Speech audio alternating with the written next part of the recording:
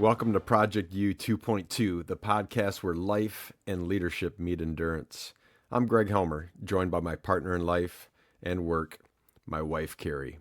Each week, we will dive into the mindset, the neuroscience, and the real grit it takes to stop drifting and start living with clarity, confidence, and endurance. This is about real life, real struggles, and real growth. So lace up, it's time to lead and live with endurance. If you missed the show on Wednesday, it's definitely one I would go back and revisit. On Wednesday morning, Carrie gave us such a powerful reminder that comfort zones feel safe, but they quietly hold us back. She had me cracking up at the satin paint versus Satan paint store phone call, and that poor student of hers who thought he hung up when he hadn't. And then her story about dancing with the local stars. Pure gold, pure Carrie. What I love most is how Carrie models the message, not just teaching it, but living it. Carrie, you brought truth, laughter, and courage, and I'm grateful to follow your episode today. Carrie's message actually took me back to Moab, Utah, where our middle son Jackson was running a 100-mile ultramarathon. Now, let's be clear. He ran the full 100. I only joined him for about 25 miles or a full loop. But that stretch, that loop, it taught me more about discomfort and growth than any leadership seminar ever could. I remember the conditions were absolutely brutal. Temperatures swung from 60 degrees down to freezing and actually down into the mid-20s. 1 minute, the sunlight was blazing. The next, we were hammered with pouring rain. We had some hail and sleet, and we even had inches of snow. Winds gusted over 50 miles an hour at times. The trail, it was rocky, it was slick, and it was unforgiving. We fell hard more than once. Our bodies actually shook with the early signs of hypothermia. And then I'll never forget, it was 2 or 3 in the morning, somewhere near mile marker 70, and something changed. We dropped down into this valley that finally shielded us from the wind. The rain stopped, the storm eased, and then the clouds parted and the moonlight broke through. For the next 2 or 3 miles, we were literally stride for stride, totally alone down in that valley. You could see our breath in the cold night air, glowing in silver under that moonlight. And our footsteps crunched in sync. Our breathing was totally matched. It was steady, it was rhythmic. And in that moment, it wasn't just physical. It was mind, body, and spirit aligned. Father, son, pushing the limits together. And I looked over at Jackson. He looked back at me. And in the stillness, we both said it. I love you. Let's finish this fucking race. Even if we had to crawl. That's what growth looks like. That's what endurance feels like.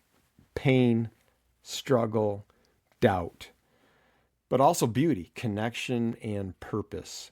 It's staying with the discomfort long enough to find the rhythm, long enough for the impossible to actually become the possible. And here's the thing. Your brain, it's wired to protect you, not to grow you. The amygdala in your brain is a built-in alarm system. And it hates risk. It craves predictability. That's why the moment you face something new, it screams, danger, danger, retreat, comfort. Think about it. That racing heart before you pick up the phone to make that phone call. That knot in your stomach before you walk into the boss's office. The shaky hands before you speak up in a meeting. That's not weakness. That's biology. Your brain is actually trying to keep you safe. But here's the miracle. Every single time you step forward anyway, and you survive it, your prefrontal cortex in the brain steps in and it rewires the story. That's neuroplasticity. The alarm grows quieter. The challenge that once terrified you becomes familiar. Remember learning to drive? That first time behind the wheel, everything felt completely overwhelming. The mirrors, the pedals, the traffic, signals. Maybe mom or dad barking at you in the background. But after enough reps, you could sip coffee, hold a conversation while cruising down the highway. The task didn't change, but your brain did. That's the gift of discomfort. It literally expands your capacity. What once felt impossible can become second nature. And that's why confidence isn't about waiting until you feel ready. If you wait, you'll wait forever. Confidence comes from reps, repetition, from doing it a bit scared, from proving to your brain again and again that, hey, I can handle this. I can do this. We are going to do this. Now, most of us aren't running ultramarathons in the mountains and the desert of Utah, but we've all lived this type of rhythm. The first time you spoke in public, hands sweaty, voice shaking. But the second time, perhaps a bit easier. How about the first time you built something? Maybe that man cave in the garage, a craft room in the basement. Mistakes everywhere. But by the end you thought, why didn't I do this sooner? How about that first time you told your teenager, hey, we need to talk? Awkward, rocky, but later it became a bond. Even faith works this way, stepping into prayer, service, or leadership roles that once felt a bit intimidating until you discovered God or the universe or some higher power. It meets you in that stretch, the stretch zone. Every one of these moments proves the same point. What once felt unbearable becomes rhythm, if you dare to stay with it. Thinking about comfort, stretch, and panic. The comfort zone, as Carrie was describing it, it's safe, it's predictable, but stagnant. The stretch zone is uncomfortable, uncertain, but it's where growth and resilience live and thrive. And then Carrie talked about the panic zone. Being overwhelmed, it's paralyzing. It's where nothing actually sticks. So the goal isn't to hide in comfort, and it's not to throw yourself into panic. The goal is to train in the stretch zone. That's where life gets good. Carrie students fumbling their phone calls, stretch zone. Jackson grinding through mile 80, stretch zone. You facing your own first, stretch zone. Awkward isn't failure. Awkward is forward. Fail forward. I've seen this in leadership too. Comfort often disguises itself as kindness. Don't upset the staff member. Don't press the issue. Just let it go. But comfort never grows a team. Clarity does. Respect does. Courage does. And at home, it's the same. Real love, it's not about avoiding challenge. It's believing the other person is capable of more. It's loving them that much. Sometimes the most loving thing you can do is to lean into the uncomfortable with some tenderness, with respect, but also with truth. I've watched Carrie do this with me more times than I can count. She's probably counted. One moment stands out, and I'll never forget. We're at the dining room table. It was years ago. I was carrying stress from work to the home. And I thought I was hiding it, but it showed up in short words, distracted dinners, and heaviness hanging over the house. Most people would have stayed quiet, hoping it would just pass. Well, that wouldn't have been the comfortable choice. But Carrie didn't. One evening, she sat across from me and said, "Greg, I love you too much to watch you carry this alone. And I love our family too much to let this become our new normal. Something has to change. She was telling me I needed to change. Was it comfortable? No. Shoot, my pride was bristled. My instinct was to defend. But the way she said it, with tears in her eyes, with firmness in her voice, and with belief in me, it actually broke me open. That moment changed how I carried my stress, my work, and my presence at home. That's love. Not silent comfort, but courageous clarity. The kind that challenges and believes at the same time. And it reminded me of something I believe deeply. Sometimes our spouses can be our best coaches. We all need coaching. Someone who sees what we can't. Someone who loves us enough to call us higher. Someone willing to sit in the discomfort with us until growth takes root. Here's the truth. Every faith, every spiritual path, every deep belief system agrees on this. Growth rarely happens in comfort. It happens in the stretch zone.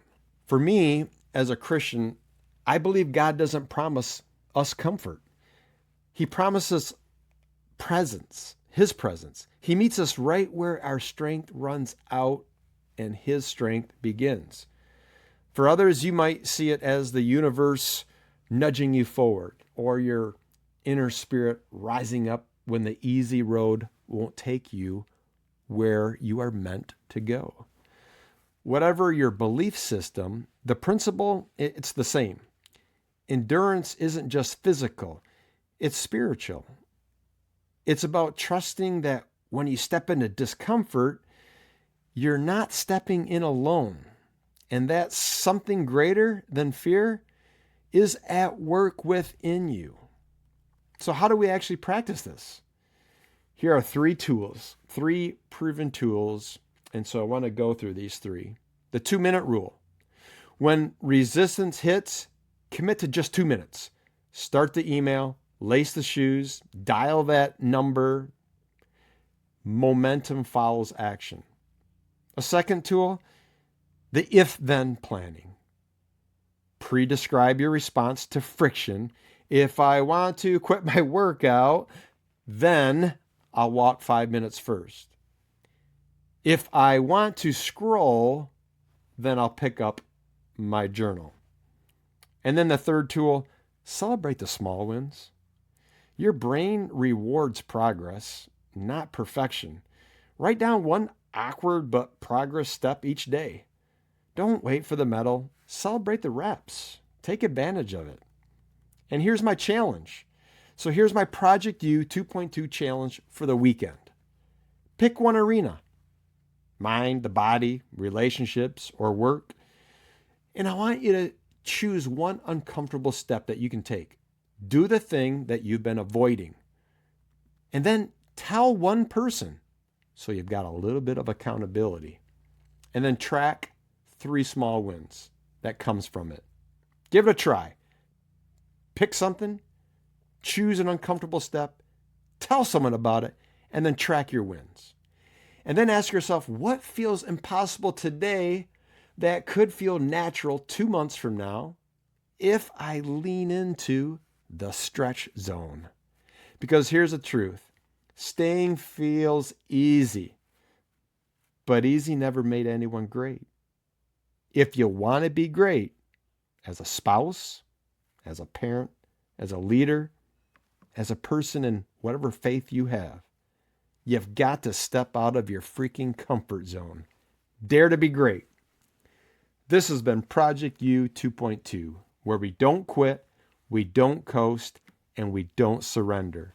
If you are ready to reclaim your clarity, your confidence, and your endurance, head over to projectu22.org to learn more about one-on-one coaching, couples coaching, and our retreats. And don't forget, every Wednesday at 6:22 a.m., my Carrie Babe brings her own powerful perspective, faith, growth, and next steps. And until next time, stay strong, stay real, and keep living with endurance.